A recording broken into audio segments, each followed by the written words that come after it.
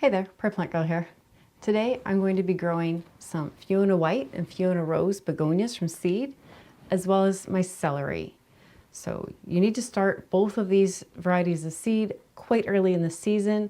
I'm now approximately 14 weeks from my average last frost date. It is the beginning of February, and that's how long these kind of seeds take. You could wait another couple of weeks, so don't panic if you don't have your seeds yet. You still have time to find some and get them sown, but you want to have them sown definitely by the middle to end of February. So today's the day I'm going to be doing mine. And these are some Fiona White and Fiona Rose that I grew last year, I believe, from seed. They might be 2 years old. I think these are last year's plants. And then I just dug them up at the end of the season and brought them inside, and they're still blooming away under my grow lights here behind me. And I'll be able to reuse them for next year. You could probably take cuttings off of them. I've never tried that. But I collected seed off of some of these plants last year, and I'm going to try and grow some of my own seed this year. And then I have a tray each of the white and the rose in behind me as well. So I'll have lots of those. And then the celery I'll grow. So the celery, I like to start in these little bit deeper seed trays. And I have 6 cells here. I'll share a few with another gardening friend. I don't need 6 celery plants, but some people do. So just grow as much as you need. I've had the same seed pack for years. There's still lots of seed in it. So the first step is just to get some growing medium in there. And this is just a grower's mix of peat moss. It has some lime and perlite mixed into it that they do when they make their mix. Just helps with drainage and getting the pH right with the peat moss.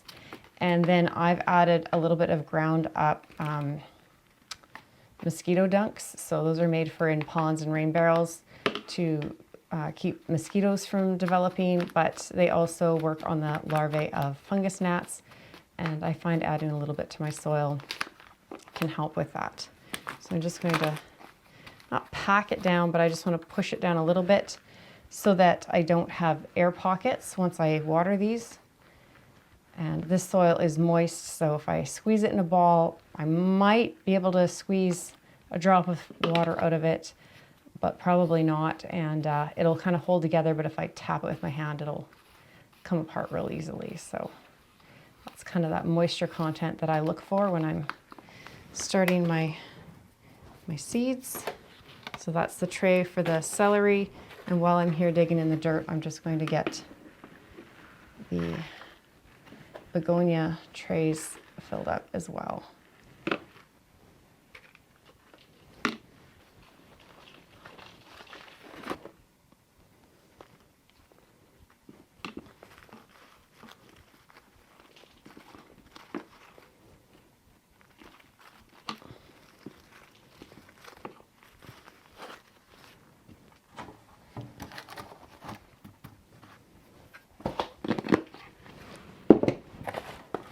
Okay, so I have all my seed trays ready to go here. I'm just going to make some tags. So I reuse these tags from year to year, and I like to, if I can, if I'm growing 2 of the same thing but different colors, I'll often kind of color code them. So I'll put the rose with the pink tags and the white with the white tags, and then as I bump them up in size, instead of writing on every tag, I'll recognize that it's a begonia plant. I might not know if it's a red or a rose or a white, so I'll just pop up a pink tag in all of the rose and a white tag in all of the white without writing on them. And that way I'm not having to clean as many tags off, but I still can recognize the plants later on. Now, I've never grown begonias from saved seed before, and often when you collect seed, it's not necessarily the same color or exact same plant. It might not be the same as what you got your seed from. So if there's cross-pollination and they are affected by that, then you could wind up with a new variety.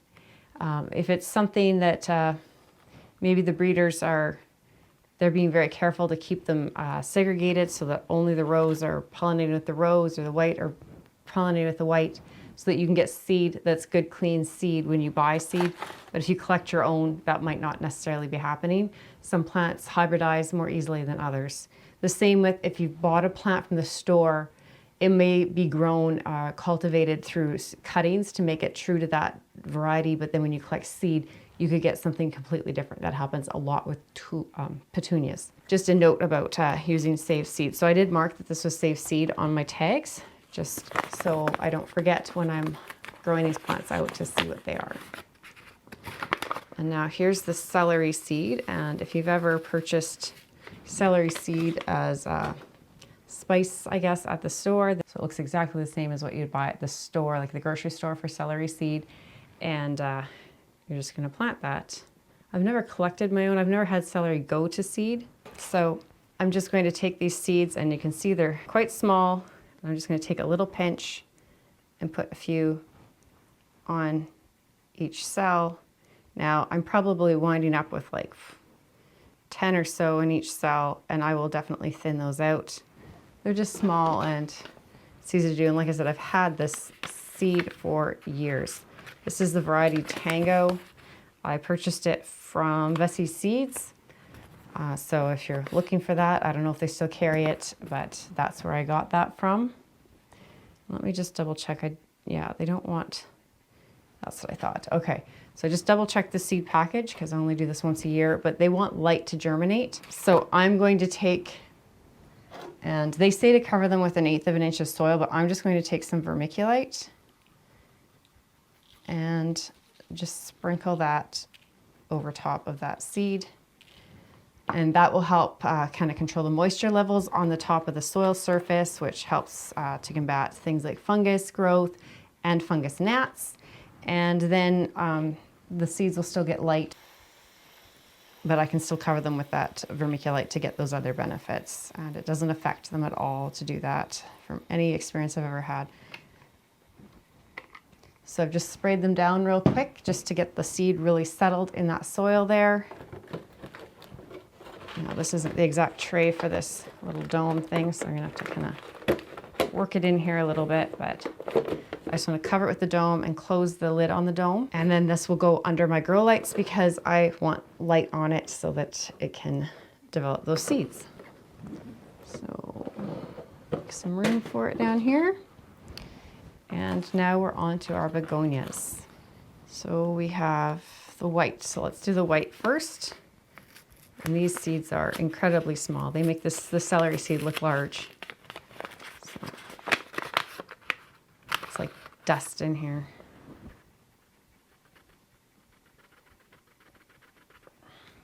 So very, very tiny seed. And collecting it is somewhat interesting. You have to be careful and do it on a fairly calm day. But this is the white. And again, I'm just going to be sprinkling it. And now these also need light to germinate, and because they're so tiny too, like you wouldn't really want to cover them. Usually the smaller the seed, the less covering you want on them. It makes it more difficult for them to push through. And these also want some bottom heat. So I'm not sure I got really any amount in those last cells. So try and get just a little bit more out here. There's like millions of seeds probably in this little container. This doesn't want to come out for me. Get some chaff. Okay, I don't need the chaff. Just want some of these seeds. Okay, so this is just chaff, like bits of the blossoms and things from when I was collecting. I have a compost bucket over there, so throw those in. I want to water these really well, if I can, before I put the vermiculite on, just to make sure they're settled in there. And I'm going to put just a very fine layer of vermiculite, if I can control it, just to have a tiny bit on. But because these are just so small, I hate to impede their ability to get out of the soil. So I'm going to leave those like that. Put their heat dome on, or their humidity dome on, and close the little holes or vents in it. And we'll do the exact same thing with the Fiona Rose.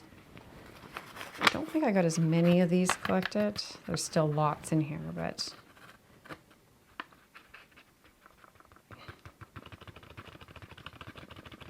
might be easier just to kind of go like this, because there is less in here. Again, I can't see them coming out, so I really don't know what I wound up with there. I have a few in my hand, so I'm gonna try and get at least a couple in each cell. And then hopefully we get some coming up in each cell. But there's so many that I just threw in there. As long as they have a good germination rate, I should be able to move some around if I have a cell that I missed with that tiny seed. Sometimes collected seed doesn't have the greatest germination rate. You don't always know if it's been completely pollinated very well, but it's worth a try. Seed's very expensive these days, and if you can get some for free from your own plants, I think that's worth giving a try. You can do a germination test, and usually with really tiny seed like that, I don't really bother too much. But I do have videos on that, so if you're interested in doing germination tests on your Save Seed, you can certainly check out those videos and see how to do it. So the begonias would prefer some bottom heat. So I do have a heat mat down. It's below here, just on this shelf you can't quite see. So I'll just set them on top of that heat mat, and they will stay on the heat now until they germinate. I don't have the heat mat on a timer or anything. If you feel, some heat mats I find get quite warm. You can either get like a temperature controller like this here, and it has a little probe. I don't have mine connected to my soil right now, but you could put it in the soil just to check on the temperatures and make sure it's not like cooking your seeds. And it'll automatically turn the heat mat on and off. Or if you don't want to invest in a controller like that, but if you have a timer, I've done in the past on a couple of my heat mats that are very hot, is just have it come on for like an hour and then off for an hour. And I find that works really well to keep the soil warm without getting it like basically cooking. But I'm just going to set these on the heat mat. Begonia seeds can take quite a while to germinate. So sometimes you can, it could be like 2 weeks before you see any growth with your begonia seeds. So don't lose hope after, usually it's like a week to 10 days. If they haven't sprouted by then, that's fine. Just wait a little bit longer. I would even wait up to 3 weeks before I decide that they are done. And just keep checking on them. Make sure the top of the soil is staying moist but not waterlogged. Make sure you have that bottom heat. They do need the light to germinate. So with plants like that, sometimes you'll get a lot of humidity buildup. So sometimes I just have to come in and I'll just use a cloth and wipe that extra moisture off. And I find that can help get that light through the humidity dome. Or you could use, I have domes like this that have little LED lights in them. And in the vent part, it just also has built-in lights, and they just plug in right here. So they have just this particular brand, I think it has 6 domes, and they're all connected to the same outlet, which isn't super handy, but you just plug it into the lid. Oh, there. So it's just not holding it right, I don't know. But then you can just plug it in, and it just has lights that shine down. I don't find these super strong lights, but they do give a little bit of extra light that's right inside the dome. So if you're having a lot of moisture issues, then you could use something like this. I still use them under my grow lights, and when the plants have germinated, I take this dome off. So I'm not necessarily growing the lights or the plants under these domes, but it just adds that little bit of light for plants that need light to germinate, or seeds that need light to germinate. Sometimes that can be helpful. So that's just another option you could get. I'll put links in the description for these products if you're interested. I'm not sponsored by any of these companies, but just things that I found, little tricks that I found that can be helpful sometimes if you're having difficulty. But I'm just going to set them down here underneath my grow lights with the heat mat on it, under it, and keep an eye on it.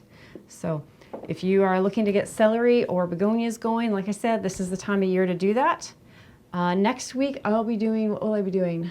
Lantana and Angelonia. So if those are things that you're interested in, check out next week's video, and I'll show you all about getting those started.